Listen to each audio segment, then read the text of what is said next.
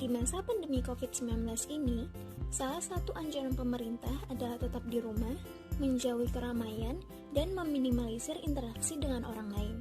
Tetapi, apabila ingin membeli sesuatu di pasar, supermarket, atau di toko, bagaimana ya? Pedagang yang pendapatannya berkurang karena pengunjung kian sepi juga bagaimana? Atau bagaimana apabila kita mempunyai urusan ke bank, bersekolah, ataupun urusan lainnya? Nah, sistem informasi adalah jawabannya. Apa sih sistem informasi itu? Sistem informasi bisa diartikan sebagai sebuah sistem yang di dalamnya terdapat kumpulan informasi. Sebenarnya, sistem informasi tersebut sudah diterapkan di berbagai aspek kehidupan kita, yaitu dalam bidang perdagangan, pekerjaan, pendidikan, perbankan, dan lain-lain. Nah, pada video ini kita akan membahas penerapan sistem informasi pada bidang perdagangan, perbankan, dan juga pendidikan.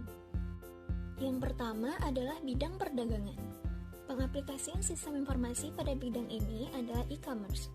E-commerce merupakan kegiatan jual beli barang maupun jasa atau transmisi dana maupun data melalui jaringan elektronik, terutama internet.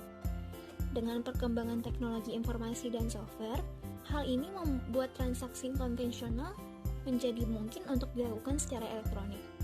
Website digunakan sebagai pengganti toko offline. Selain itu, website e-commerce berfungsi sebagai etalase produk, pemesanan online, dan inventarisasi stok. E-commerce bekerja secara simultan dengan sistem pembayaran online untuk memproses transaksi seperti transfer dari ATM maupun uang elektronik lainnya, sehingga tidak perlu menggunakan uang secara fisik. Contoh-contoh e-commerce yang sering kita temui adalah Tokopedia, Bukalapak, Shopee, Lazada, OLX, dan lain-lain. Di e-commerce tersebut, kita bisa membeli dan menjual berbagai macam produk dari makanan, pakaian, hingga peralatan lainnya. Sekarang, yuk kita lihat keuntungan menggunakan e-commerce. Keuntungan e-commerce bagi pemilik usaha adalah yang pertama, penjualan global, di mana memungkinkan pemilik usaha untuk dapat menjual produk yang mereka buat kepada lebih banyak konsumer. Yang kedua, pengurangan infrastruktur usaha. Dengan adanya e-commerce, pemilik usaha tidak perlu membuka banyak cabang penjualan atau distribusi, serta memiliki aset fisik yang banyak. Yang ketiga adalah pengurangan biaya atau meningkatkan keuntungan bersih. Hal ini disebabkan karena pemilik usaha tidak perlu mengeluarkan biaya yang berlebih dalam menyediakan banyak toko atau gedung serta pegawai yang banyak. Yang keempat adalah pengurangan harga produk. Harga barang dapat ditekan semurah mungkin dikarenakan akumulasi dari beberapa manfaat di atas, sehingga konsumen lebih tertarik membeli dan jangkauan juga semakin luas dari berbagai lapisan masyarakat. Dan yang kelima yaitu menguntungkan pedagang pada saat pandemi seperti ini. Karena transaksi melalui e-commerce atau toko online lebih meningkat dibandingkan dengan transaksi secara offline pada saat ini. Sedangkan keuntungan e-commerce bagi konsumen adalah yang pertama, belanja bisa di setiap waktu. Toko online dapat terbuka untuk pengecekan dan pembelian selama 24 jam atau non-stop. Yang kedua, menghemat waktu. Menghemat waktu para konsumen dalam belanja dikarenakan tidak perlu ke tokonya langsung. Yang ketiga adalah barang atau jasa semakin murah. Hal ini dikarenakan manfaat e-commerce bagi pemilik usaha yang mengakibatkan biaya operasional pemilik usaha berkurang, sehingga mereka mampu memberikan harga yang lebih murah. Oleh karena itu, konsumen bisa berhemat. Yang keempat adalah konsumen dapat membandingkan dengan lebih akurat. Konsumen mampu membandingkan banyak produk dari banyak toko sekaligus, tinggal klik-klik. Sedangkan yang kelima, pembelian lintas wilayah. Kita bisa membeli barang atau jasa dari luar negeri atau daerah tanpa harus keluar negeri atau daerah tersebut. Dan yang keenam adalah lebih menguntungkan konsumen di masa pandemi ini, karena konsumen tidak perlu keluar rumah tetapi masih bisa membeli kebutuhan mereka. Pengaplikasian sistem informasi selanjutnya adalah pada bidang perbankan, yaitu e-banking. E-banking merupakan transaksi perbankan berbasis elektronik. Dengan adanya e-banking ini, beberapa urusan perbankan bisa diakses melalui e-banking pada peralatan elektronik, sehingga kita tidak perlu ke bank. Terdapat banyak layanan yang disediakan oleh bank pada e-banking ini. Di antaranya adalah yang pertama, layanan ATM. Layanan ATM ini adalah layanan yang paling familiar bagi banyak orang. Jika dahulu nasabah harus datang ke teller bank, kini dengan ATM, penarikan tunai dapat dilakukan tanpa harus ke bank. Selain penarikan tunai, nasabah juga dapat transfer dan bahkan setor tunai pada mesin ATM. Yang kedua adalah mesin EDC. EDC atau Electronic Data Capture adalah perangkat elektronik yang dapat digunakan untuk pembayaran tanpa tunai. Dengan EDC, nasabah pun tidak perlu membawa uang tunai atau menarik uang tunai terlebih dahulu di mesin ATM. Tinggal menggesekkan kartu debit mereka saja untuk pembayaran. Yang ketiga, SMS Banking. Layanan ini memungkinkan nasabah untuk melakukan transaksi perbankan seperti transfer uang, cek saldo, dan melakukan pembayaran tanpa perlu ke ATM. Hanya perlu ponsel saja. Cara untuk menggunakan SMS Banking ini adalah dengan cukup mengetikkan perintah pesan singkat atau SMS dan mengirimnya menggunakan pulsa. Yang keempat adalah Phone Banking. Juga lewat ponsel, nasabah dapat melakukan transaksi perbankan hanya dengan menelepon. Bedanya, kita tidak perlu repot menghafalkan perintah pesan seperti halnya pada SMS Banking. Yang kelima adalah Mobile Banking. Sama-sama menggunakan ponsel seperti halnya SMS dan phone banking, namun mobile banking selangkah lebih maju lagi. Mobile banking menggunakan koneksi internet. Kemudian, kita cukup menginstal aplikasi dari bank untuk menggunakan layanan e-banking ini. Banyak layanan yang dapat diakses menggunakan mobile banking ini seperti cek saldo, transfer uang, membayar tagihan, dan layanan lainnya. Yang keenam, Internet Banking.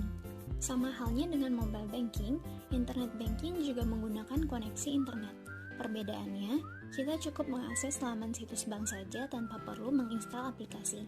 Kemudian, kita dapat mengakses internet banking lewat komputer atau laptop. Dan yang terakhir adalah video banking. Masih sedikit bank yang menerapkan layanan ini. Salah satunya adalah BCA yang meluncurkan layanan video banking sejak tahun 2014 lalu. Layanan ini memungkinkan nasabah untuk bertemu staf customer service tanpa perlu ke bank. Namun, mereka cukup mendatangi Electronic Banking Center yang menyediakan mesin video banking tersebut. Terdapat fitur tanda tangan digital dan pemindai untuk pengesahan dokumen. Dari berbagai layanan e-banking di atas, e-banking dapat memberikan kita keuntungan berupa penggunaan waktu yang menjadi lebih efisien, karena kita tidak perlu mendatangi bank dan mengantri hanya untuk misalnya melakukan transfer atau melakukan pembayaran. Namun, e-banking juga memiliki kekurangan, yaitu bisa saja data-data kita tidak aman. Nah, berikut merupakan tips aman menggunakan e-banking, yaitu jangan memberitahukan kode akses atau nomor pribadi SMS banking kepada orang lain. Kemudian, setiap melakukan transaksi melalui SMS banking, tunggulah beberapa saat hingga menerima respon balik dari transaksi tersebut. Dan yang terakhir, jangan pernah memberitahu PIN ke orang lain. Nah, sekarang kita akan membahas tentang pengaplikasian sistem informasi di bidang pendidikan, yaitu e-learning. Apa sih e-learning itu? E-learning merupakan proses pembelajaran secara elektronik atau proses belajar mengajar yang dilakukan secara online. Proses belajar mengajar dalam e-learning bisa dilakukan oleh siapapun, dimanapun, dan kapanpun. Umumnya, e-learning dilakukan melalui media perantara internet berbasis web. Lalu, bagaimana cara menggunakan e-learning tersebut? Sebenarnya, cara menggunakan e-learning berbeda-beda, tergantung dengan situs webnya sendiri. Hanya saja, secara umum biasanya langkah-langkah ini yang harus diikuti. Buka situs web e-learningnya, daftarkan diri dengan mengisi alamat email dan password, mengisi data diri seperti nama lengkap, alamat rumah, alamat sekolah, dan lain-lain. Mendapatkan email balasan dari situs web e-learning terkait dengan berhasilnya atau tidak pendaftaran tersebut. Jika berhasil, selanjutnya akan diminta untuk verifikasi email. Apabila situs web e-learning tersebut berbayar, kita akan diminta mentransfer sejumlah uang terlebih dahulu. Setelah pembayaran atau pendaftaran berhasil, kita dapat mengakses situs web e-learning tersebut kapanpun dan dimanapun. Jadi, keuntungan kita menggunakan e-learning ini apa saja ya? Yang pertama, efisiensi biaya. karena kita maupun pengajar tidak perlu keluar rumah sehingga bisa menghemat biaya transport, uang makan, atau jajan. Selain itu, kita tidak perlu beli buku cetak karena materi pembelajaran sudah bisa diunduh dari gadget kita. Yang kedua, bisa atur waktu sendiri. Belajar secara online tidak membutuhkan keharusan untuk on time layaknya kelas biasa. Kita bisa mengatur waktu sendiri terkait kapan saat yang tepat untuk mengakses situs web e-learning dan mempelajari hal-hal di dalamnya. Yang ketiga adalah tersedia pembelajaran untuk banyak bidang. Selain materi-materi sekolah, beberapa e-learning juga sudah mencakup materi untuk anak kuliahan. Sudah terdapat banyak sekali materi kuliahan yang mencakup berbagai jurusan. Jadi, e-learning ini tidak hanya untuk anak sekolahan loh. Anak kuliahan juga bisa menggunakan e-learning ini untuk menambah skill. Beberapa contoh e-learning adalah Zenius, Wiper, Ruang Guru, Udemy, Coursera, dan banyak lagi. Zenius, Wiper, dan Ruang Guru umumnya hanya menyediakan materi dari SD sampai SMA saja, sedangkan Coursera dan Udemy menyediakan materi untuk anak kuliahan. Nah, itu tadi adalah contoh pengaplikasian sistem informasi di bidang perdagangan, perbankan, dan juga pendidikan. Dengan kemajuan teknologi saat ini, kita bisa memanfaatkannya untuk membantu kegiatan kita sehari-hari untuk menjadi lebih mudah. Apalagi di saat kondisi pandemi seperti saat ini yang menuntut agar meminimalisir kegiatan di luar rumah maupun interaksi dengan orang lain. Jadi, walaupun kita di rumah saja selama pandemi ini, kita tetap bisa membeli kebutuhan sehari-hari, berjualan di toko online, mengurus keperluan perbankan, serta belajar dan menambah pengetahuan kita. Tetap semangat, tetap sehat, dan tetap produktif. Terima kasih sudah menonton video ini.